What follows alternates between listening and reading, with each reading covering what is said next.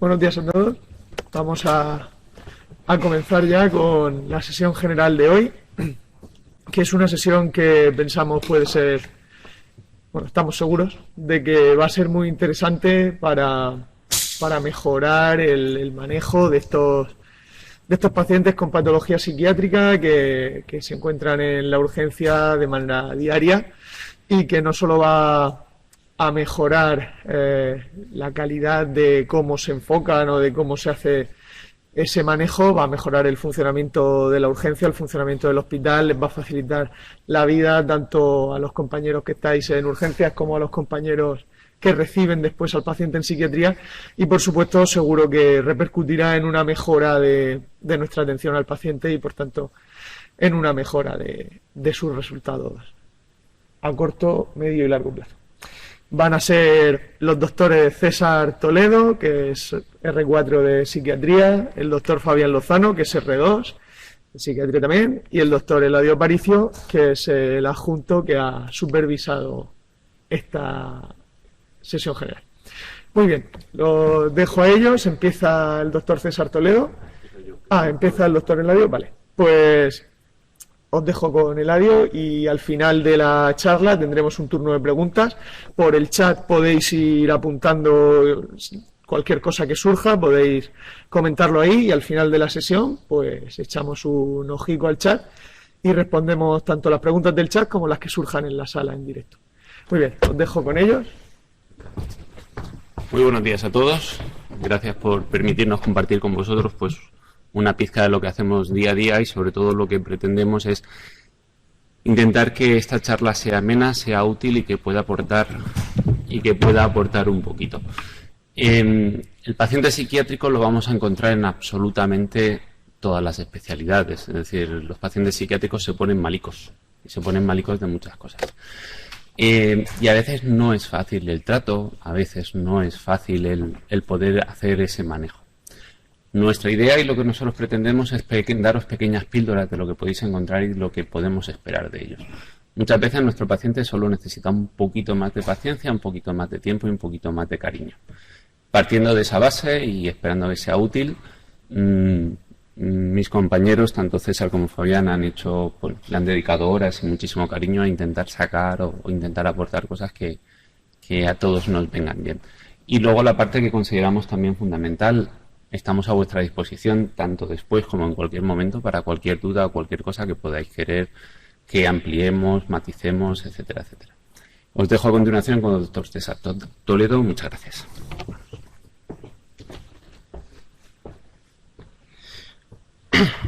Bueno, buenos días a todos. Gracias por la presencia del doctor Aparicio, nuestro compañero y mentor. Bueno, y gracias por contar con nosotros, compañeros, para esta sesión. Hoy vamos a hablar sobre el manejo del paciente con patología psiquiátrica en urgencias. El objetivo de la charla es orientarlo más bien a la intervención práctica, digamos, de primera línea de fuego, ¿no? En urgencias, pero también vamos a dar algunos tips para poder abordar a pacientes con patología psiquiátrica en diferentes situaciones. La idea es un poco tener algunas herramientas básicas para la atención de estos pacientes.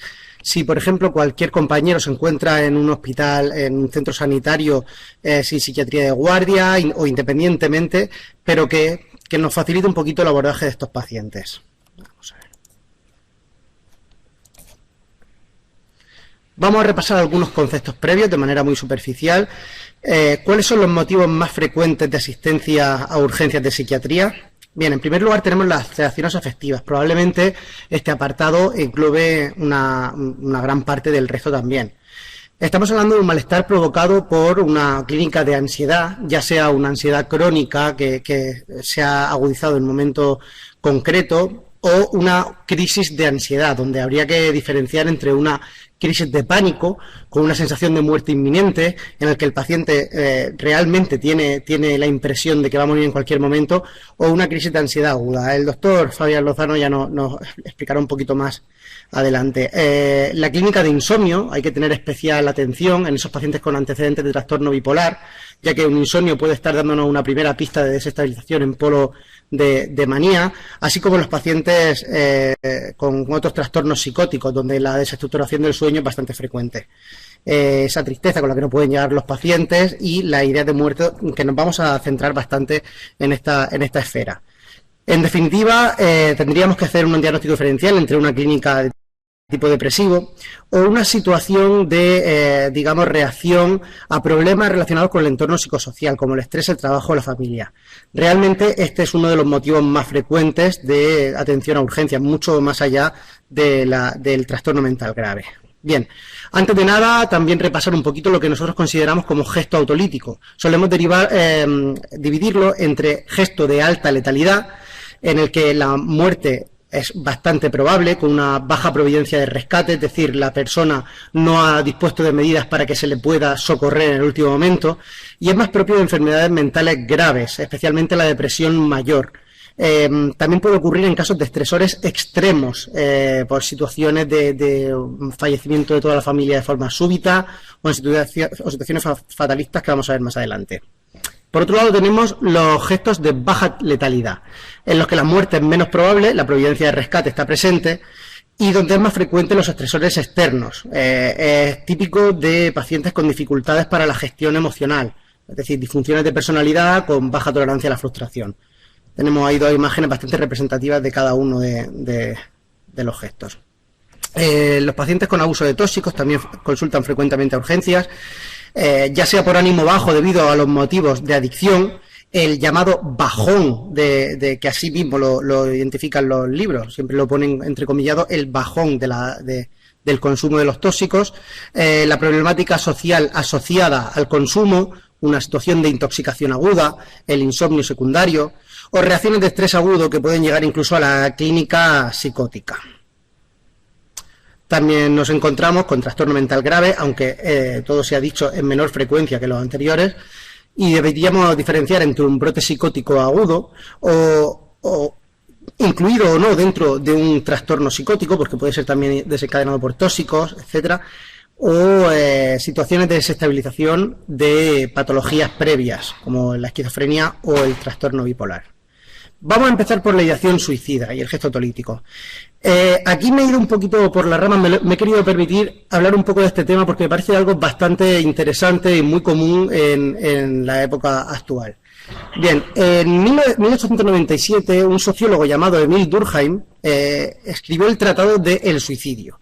En él diferenciaba los distintos tipos de suicidio entre si es debido a una enajenación mental, el suicidio altruista, en el que la persona se quita la vida por ayudar, digamos como una sensación de que su entorno va a estar mejor, un suicidio egoísta, no como algo peyorativo, sino como un sufrimiento personal, fatalista, es decir, situaciones tremendas como él lo describía en los casos de los esclavos, y el suicidio anómico. La anomia, él se refería a la anomia como el paso de una sociedad restrictiva y totalitaria al paso de una sociedad más libre, con menos estructura, aunque con la pérdida de derechos de la otra sociedad, pero con una situación de una pérdida de estructura, en el que precisamente él describía que aumentó mucho el suicidio en el paso de la Grecia clásica, más estructurada, a una Grecia hedonista, con mayor,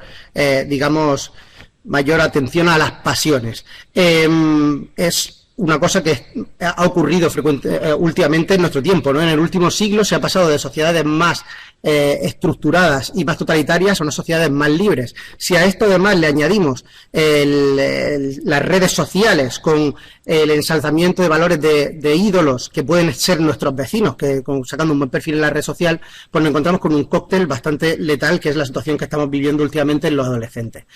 Hay una frase que es muy representativa: crecimos con una televisión que nos hizo creer que algún día seríamos millonarios, dioses del cine o estrellas del rock, pero no lo seremos y poco a poco lo entendemos, lo que hace que estemos muy cabreados. Esto no es una frase de un filósofo ni de un pensador, es sacado de un libro que luego se hizo película, un personaje llamado Tyler Durden, de Chuck Palahniuk, del 96. Es bastante representativo de lo que está ocurriendo últimamente en nuestros días.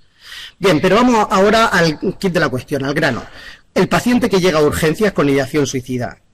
Hay que plantearse qué es lo que está buscando el paciente en realidad. Porque uno podría plantearse, si alguien tiene ideas de suicidio, ¿no?, se suicida. Si alguien tiene una clínica de ansiedad que quiere buscar un tratamiento ansiolítico, llega y lo solicita y ya está. No, no es este el caso. Estamos hablando de una persona con una situación de elevada angustia, que busca un entorno, un amparo seguro, y un entorno que le haga ceder esa angustia. Está buscando, digamos, amparo en el personal médico.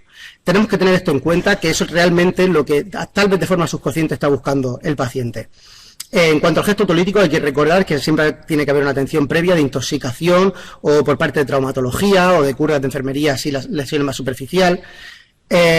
Y tener en mente, ya no si no realizarlo directamente, tener en mente al menos ese diagnóstico diferencial entre una depresión mayor, en los que es típico el locus de control interno, la intensa sensación de culpabilidad, que el paciente venga con un estado de intoxicación. Hay que fijarse si viene con los ojos rojos, si hay una disartria a la hora de hablar, o unos rasgos disfuncionales de personalidad con un estresor externo que le hace, digamos, ante una falta de tolerancia a esa angustia o una dificultad de gestión de esta angustia, le haga estar en esta situación de ideación autolítica.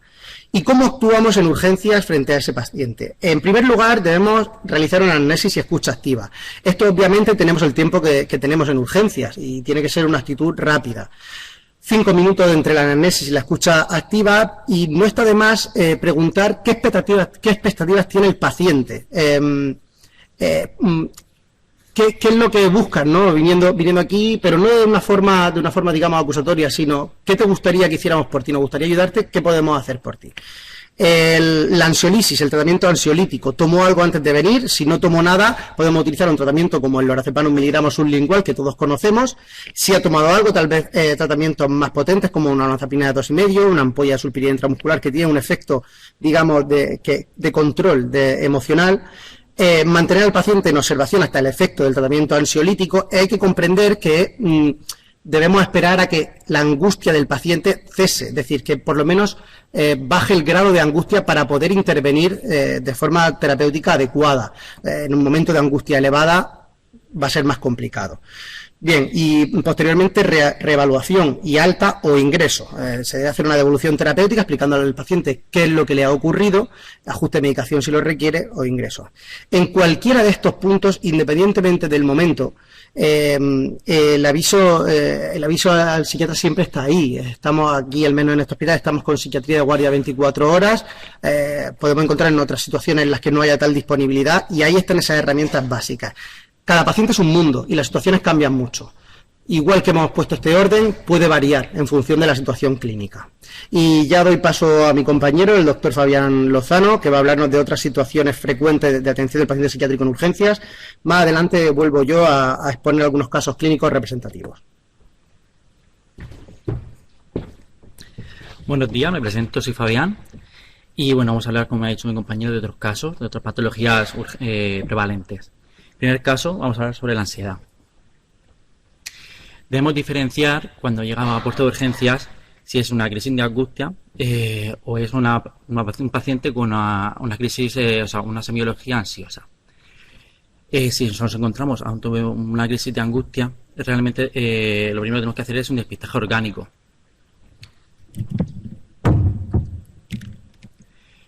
Ya que normalmente son pacientes que no presentan clínica ansiosa previa, se presenta con unos signos clínicos, los cuales debemos descartar que no haya ninguna patología, sobre todo en pacientes mayores de 45 años que no hayan presentado clínica previa, pacientes que hayan presentado intoxicaciones previas, otros que no tengan unas clínicas típicas. Las típicas serían taquicardias, sensación de presión en el pecho. Entonces, si presentan pacientes con disartria, con sensación vertiginosa, son síntomas atípicos de la crisis de angustia, por lo que ahí es muy importante realizar un despistaje orgánico.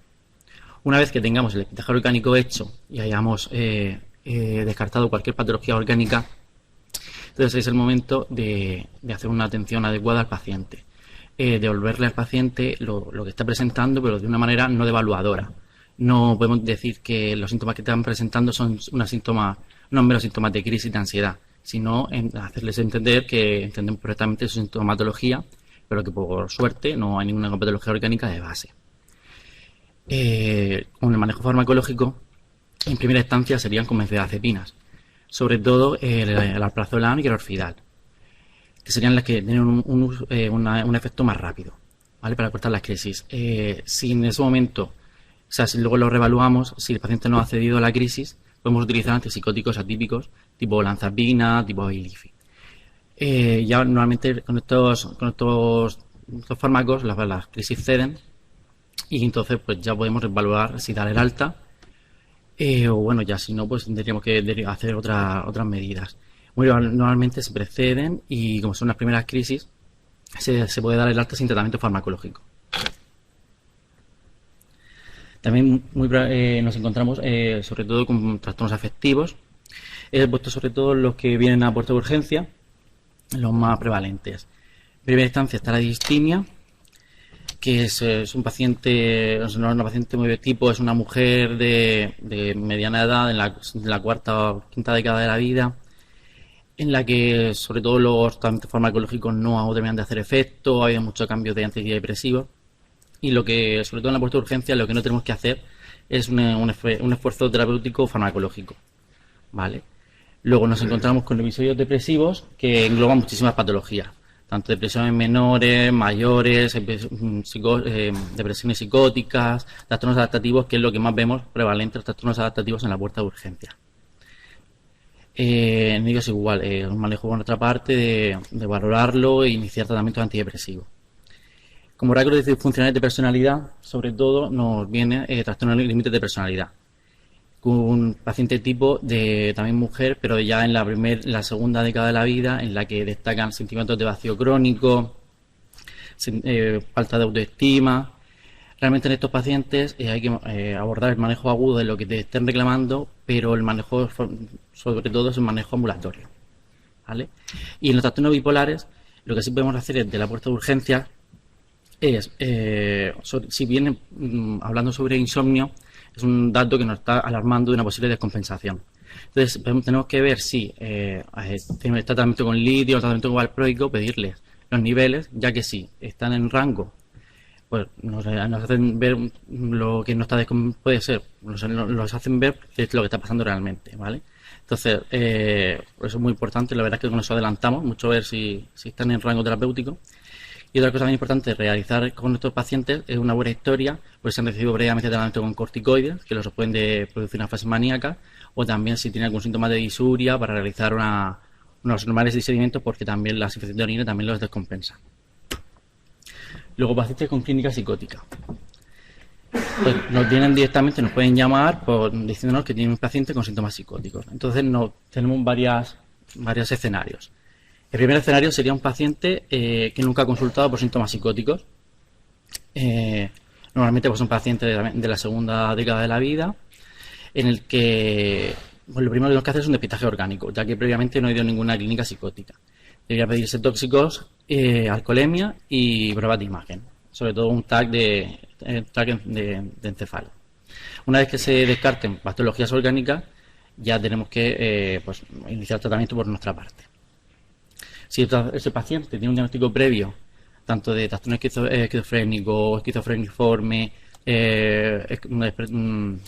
de parafrenia, cualquier del tipo del rango de la psicosis, tenemos que diferenciar en la primera entrevista si esos síntomas ya están reflejados en episodios previos o son síntomas residuales que no producen ninguna clínica, ninguna alteración en el paciente, o son síntomas de nuevo, ¿vale? O que van apareciendo según cuando se va descompensando. Eso la verdad que nos hace pues también una gran ayuda.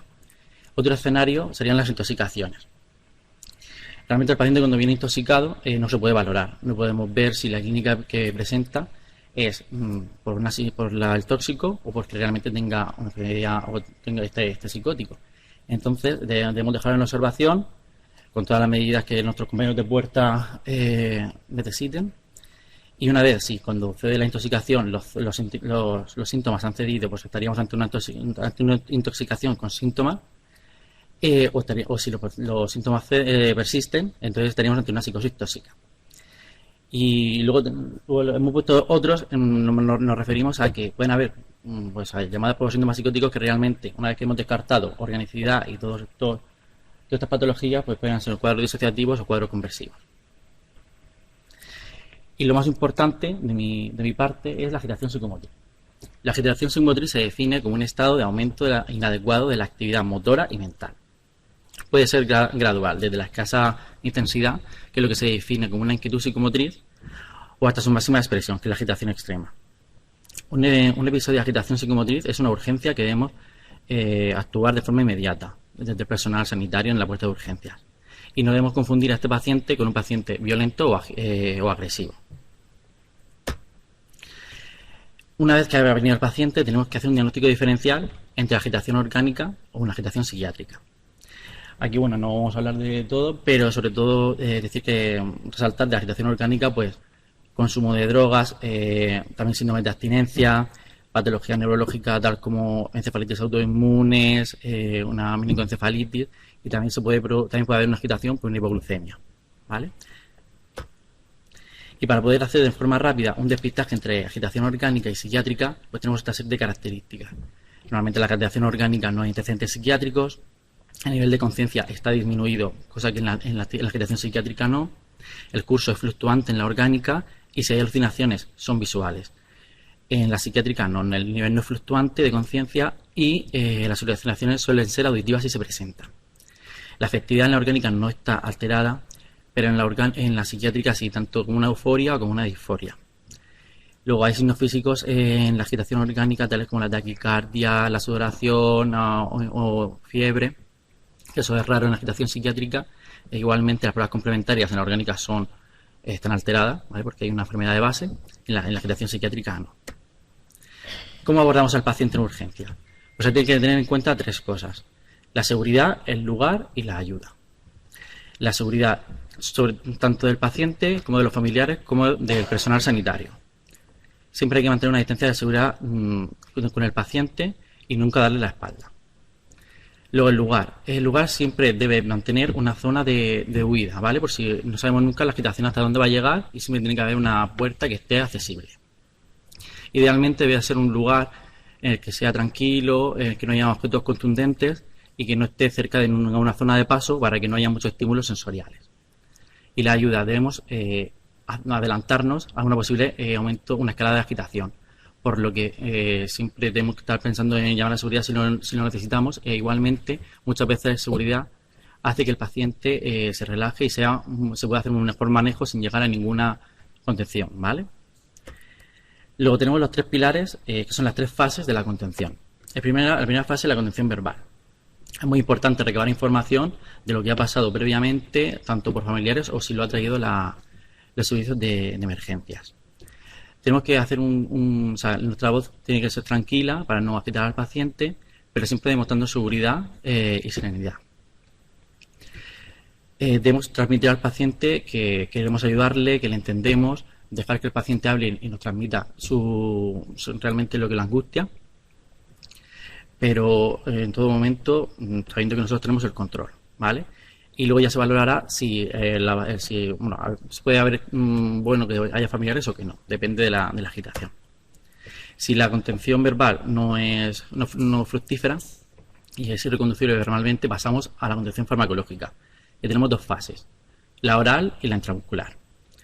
Si el paciente acepta la oral, tenemos estos serían los gol estándar, ¿vale? Tenemos el haloperidol en gotas, que 1 miligramo corresponde a 10 gotas. Podemos empezar de 10 a 30 gotas y es repetible cada 45 minutos. Tenemos un máximo de 100 miligramos al día, pero bueno, en la práctica clínica utilizamos máximo 30, ¿vale? Luego la olanzapina, que en este caso por la velocidad de acción sería mejor la bucodispersable. Normalmente hacemos 10 miligramos, primera actuación sería 10 miligramos, con máximo también 30 miligramos al día. La risperidona de 2 a 6 miligramos, y si queremos un punto más sedante en el paciente, podemos utilizar el Sinovac, ¿vale? Que es la levomepromacina. Si el paciente no acepta los fármacos orales, pasaríamos a la intramuscular. Igualmente tenemos el haloperidol, que las ampollas son de 5 miligramos, repetibles igualmente cada 45 minutos. y aquí sería máximo 6 ampollas. El haloperidol sí que se puede combinar con benzodiazepinas parenterales, tipo clonazepam o clonazepam dipotásico. También tenemos la olanzapina de 10 miligramos, que se puede repetir cada 2 horas, y aquí no es recomendable ponerlos hacer un uso concomitante con benzodiazepinas. Por tercer fármaco tenemos el aripiprazol, que también se puede poner con benzodiazepinas y es para unas agitaciones un poco más laxas, ¿vale? No tan agudas. Y si prevemos que el paciente va a tener un curso subagudo, podemos utilizar el clopisol acufase, que es el ciclopentisol. Realmente le decimos lo de curso subagudo porque no es de forma, tarda 3 horas en hacer efecto y dura hasta 72 horas, ¿vale? Podemos repetirlo cada 72. Entonces, si queremos un control prevemos que va a haber una agitación en el tiempo, pues podemos poner el clopisol. Y ya como último recurso, si la contención farmacológica también no es fructífera, tenemos la contención mecánica, que se hace lo que hemos comentado, cuando hay un riesgo para el paciente, un riesgo para su salud y el paciente no está en capacidad de tomar decisiones, tanto por si está intoxicado como si está fuera de la realidad. Tenemos hasta 24 horas para hacer, todos tenemos capacidad para hacer una contención mecánica y hasta 24 horas para poder comunicarlo al juez. Hasta que no pasen 24 horas no hay obligación. Y sí que tenemos la obligación de estar reevaluando al paciente para ver cuándo podemos descontenerlo. Y nada, hasta aquí ha llegado mi parte. Muchas gracias.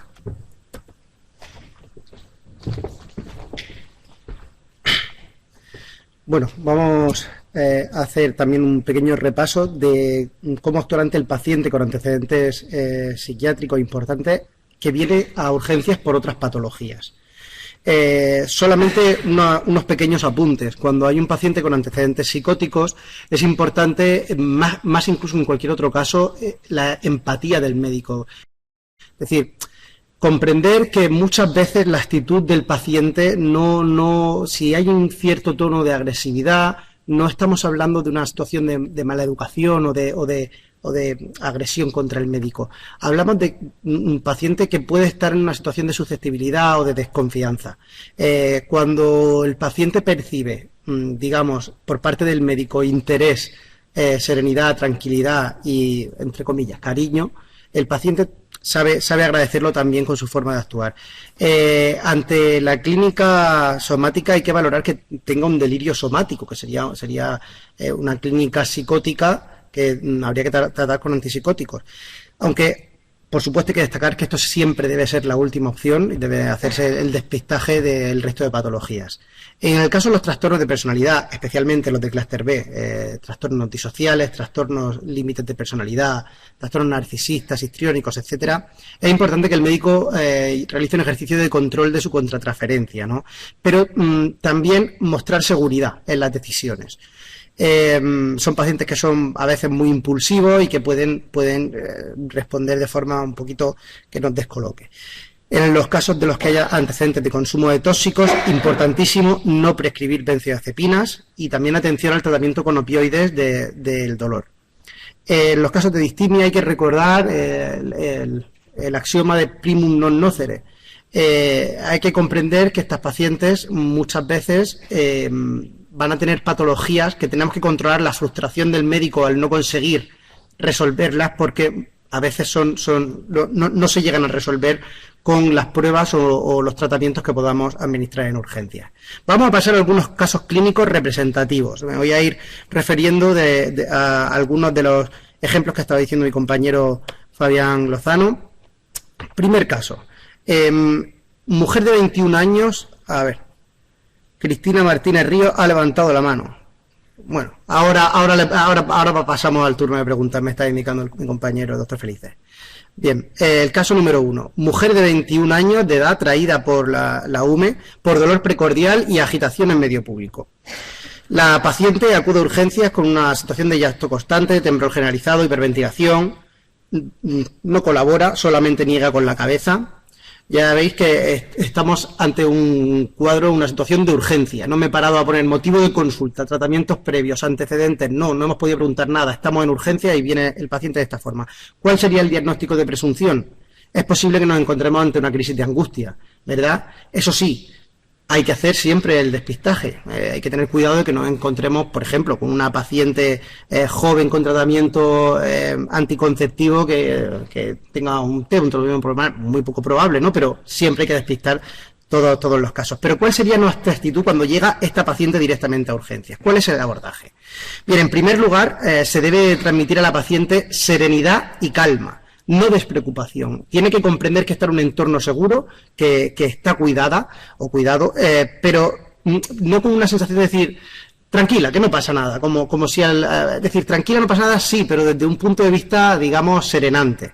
Hay que anular, es importante anular también a veces los estresores externos. Es posible que haya un familiar cercano que esté muy preocupado, muy angustiado, como es lógico, pero que también está transmitiendo a su vez la angustia al propio paciente. Coger a la paciente, decirle respira, tranquila, no pasa nada. Me estoy refiriendo en femenino porque es más frecuente la crisis de angustia en estos casos. No pasa nada, relájate, administrar un lorazepam sublingual, por ejemplo, realizar una anamnesis y una exploración adecuada una vez ya, digamos, se ha calmado un poquito la paciente. Mostrar una vez más esa empatía, explicarle que es normal esa sensación que tiene de que es tremendamente desagradable, que se pasa muy mal, pero transmitirle seguridad, tranquila, que no te va a pasar nada, que está ahí con nosotros. Se pasa fatal, pero no pasa nada, está aquí cuidada. Entonces, realizamos pruebas complementarias, que son diagnósticas, pero también terapéuticas. Estamos relajando a la paciente con que están controlando lo que le pueda estar ocurriendo. Y a la hora de transmitir los resultados, explicarle que se pasa muy mal, pero que no revierte en gravedad. Hay que tener en cuenta si estamos hablando de una crisis de angustia o estamos ante una, digamos, hiperexpresión con una elevada dramatización, porque esto puede ser ya lo que es terapéutico en un caso, puede llegar a ser iatrogénico en el otro. Bien, pasamos al siguiente caso. Bueno, antes de nada hablar del tratamiento ansiolítico, en estos casos, el lorazepam sublingual. Tenemos otros tratamientos como ha explicado mi compañero, y un apunte, recordar que las benzodiazepinas intramusculares, por el tema de la unión a las proteínas plasmáticas, tardan más efecto y además tienen una absorción errática, pero es verdad que el efecto del pinchazo ya tiene un efecto placebo, entre comillas, sobre el paciente, que también puede tener efecto ansiolítico. Vamos al siguiente caso. Un varón de 32 años traído por la UME por agitación en vía pública.